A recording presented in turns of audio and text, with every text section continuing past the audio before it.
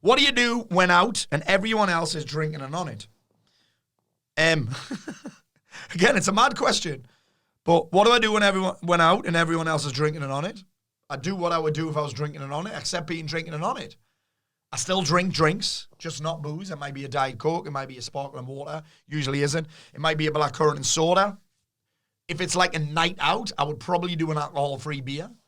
Kind of feels like you're joining in a little bit, but I just join in.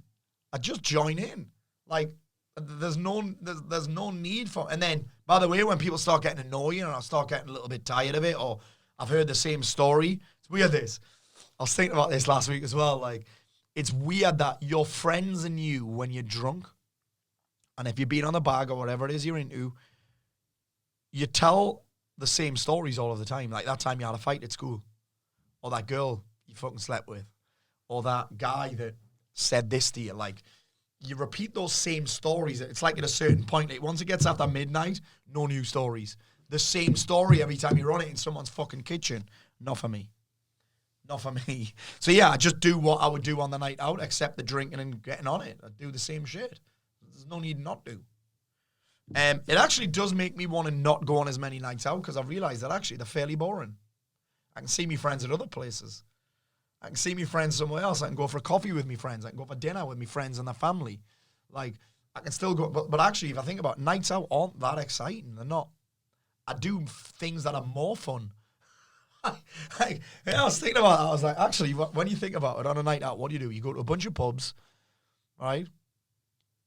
To just, like, have a laugh and chat shit. Like, for no, like, I don't even know if that's a thing anymore. Like, it's not really, my mates aren't really into that. I mean, the drink quite heavily, but, like, sitting in what used to be someone's front room and having a conversation isn't that exciting, really, is it? It is exciting, though, when you've got fuck all else going on. Think about that for a second. If that's the thing that you've got to look forward to, you've got to make better plans. You've got to have better strategies. And I get it. I still love that, by the way. Going out on a Sunday afternoon and watching a match with me mates, fun. But if it's the most exciting part of my week, that's on me. It's not on anybody else. It's not. People say, oh, it's different for you. You got money. That doesn't fucking matter. You don't need money to create an exciting life. It helps, because you get to do bigger things and go to different places, but you don't need loads of money to do that. Think about all the money you'll be saving off not drinking and sniffing either. Like, as well, do you know what I mean? So, one of me go-to alcohol-free beers and drinks. In the first year, I drank quite a lot of alcohol-free beers and drinks. This year, I haven't drank as many. I still love the Asahi Dry 0%, because it's nice, and it's got no calories in it, which makes it even better. I love the Heineken Blue. I don't like the Guinness. But I don't like the alcohol version of Guinness. So the non-alcohol version, like, there's no upside at all. Like, at least when you're drinking the Guinness with alcohol in it, you get the upside if you get a buzz off it, right? But the non-alcohol version just didn't do it for me. I also love, there's a one by Camden Ales, I think. They have a delicious alcohol-free lager. And also the alcohol-free Punk IPA. Punk IPA by Brewdog, that alcohol-free beer is delish as well. And there are probably few others as well, but I just, again, if I'm in a bar, I just don't ever think, and I'm like, can I have an alcohol-free beer? And there's usually only one anyway. What other questions have I got?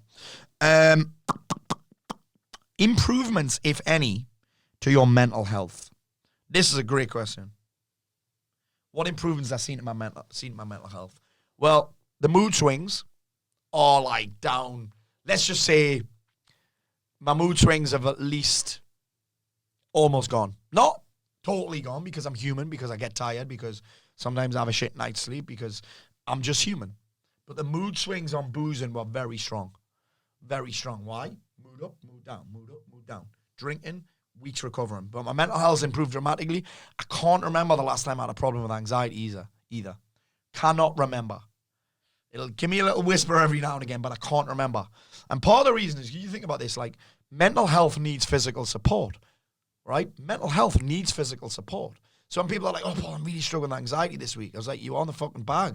And even just on the booze of the weekend, you got to consider the amount of effort that your liver has to go through. Where do you experience depression? Well, it's a mental health thing, but do you experience it in your body? Yes, you do. You get the shoulder slump. You get the low physical energy that goes with it, right?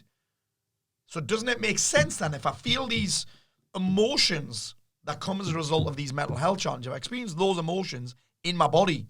Doesn't it make sense that if I treat my body like a fucking bin, that it's going to struggle? Anxiety, even more so. That's experienced in your body. So therefore, doesn't it make sense then that if I give my body some support, then it's going to appreciate it? Mental health needs physical support, and alcohol, whether you like it or not, is poison, is ethanol. Like, there's no benefit to it whatsoever. Even all those studies about wine being good for you have been, I'm pretty sure they've been disproven now. I'm not 100% sure. But yeah. Next one, which I found quite interesting, because I get asked a lot about timelines, like when did you start feeling better? But that's not something that I've tracked. So I've got how you felt in a timeline of 1 month, 2 months, 3 months, and 6. 1 month, 2 months, and 3 months, they were all right. It was actually 3 months in when I got, the first few months were easy, really, because I wasn't really drinking in that time anyway, and I'm very busy for the quarter. The 3 months in, when I got to the end of the first quarter, that was pretty tough, because I'm just used to celebrating with a drink then. What did I do instead? Can't remember exactly, but I had a plan. Had a strategy. Some way of me unwinding. Some way of me celebrating. It was probably food. Probably. 6 months, what difference did you feel then? Well, once I was 6 months in, I was flying. It wasn't something that I thought about too much. And again, I was just I would say I was immersed. I was immersed in other areas of my life. I was immersed in progress in my family. I was immersed creating experience. I was immersed in learning. I was immersed in jiu-jitsu. I was immersed in traveling and holidays and football. I was just immersed in it. So, like I say, I kind of forgot about it. Hardest and easiest points. I mean, I suppose I wouldn't really say there's an easy point. Like, being on holiday, I find easy because I'm spending so much time with my kids. And I have no desire for my kids to see me pissed, not even tipsy. No desire for them to see that. It's unnecessary, in my opinion. Hardest points have actually been not what you think they were. Like, it hasn't been going to UFC, going to football, celebrating after my live show. It hasn't been going out for meals. It hasn't even been going out with my friends. The hardest points have been where I've had a hard week at work. I'm tired and I feel like shit and I'm just like, oh, I could love a drink right now. Like, that's been the hardest points where I've been tired and fucked and I've had a hard week and it's Friday. And then the challenging this year, it's been a couple of times because since I got my injury where I wanted a drink, and particularly the night of the injury, Leslie's away with her friends. I've torn my pec. I can't drive. I'm feeling sorry for myself. I'd love to have a drink right now. That was probably the biggest challenge this year on that. But like I say, the hardest points have been when I felt like shit. Not when I've been celebrating, but when I felt like shit. The most challenging times. All right. Let's have a look then at some of these other questions. By the way, I'm hoping you're finding this useful.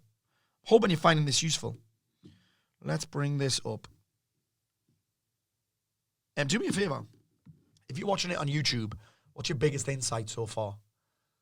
If you're watching this on YouTube, what's your biggest insight so far? If you're watching this on Spotify, or if you're listening to this on Spotify or one of the podcast channels, like, send me a message somewhere like, what's your biggest insight? What's your biggest challenge? Here we go.